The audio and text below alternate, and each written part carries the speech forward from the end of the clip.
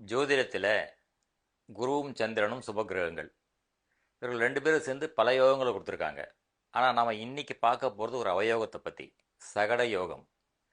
ஜாதக அலங்காரம் நூலில் என்ன சொல்லியிருக்காங்கன்னு கேட்டிங்கன்னா, அகடின் மண்ணுக்கு ஆரட்டோடு வியத்தில் திகிடிடா மதி எய்திலில் சகட யோகம் இதில் பிறந்தோர்க்கெல்லாம் விகட துன்பம் விளையும் அரிட்டமே அப்படின்னு சொல்லியிருக்காங்க.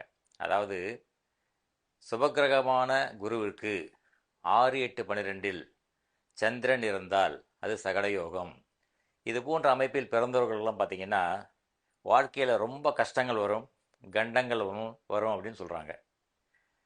நம்ம ஜாதகத்தை பார்த்து இது போன்ற அமைப்பு இருந்தால் போச்சு அவ்வளோதான், நம்ம வாழ்க்கை அவ்வளோதான் நம்ம முடிவு பண்ணக்கூடாது.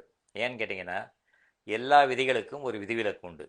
இந்த விதிக்கும் ஒரு விதிவிலக்கு இருக்குது. என்னன்னு கேட்டிங்கன்னா, குருவோ சந்திரனோ ஆட்சி உச்சம் பெற்றிருந்தாலும் அல்லது குருவுடனோ சந்திரனுடனோ வேறு கிரகங்கள் கூடியிருந்தாலும் அல்லது குருவோ சந்திரனோ லக்னத்திற்கு கேந்திரங்கள்னு சொல்லக்கூடிய 1, 4, 7, 10 இருந்தாலும் இந்த யோகம் பாதிப்பை தராது. அதனால் கவலைப்பட வேண்டியதில்லை.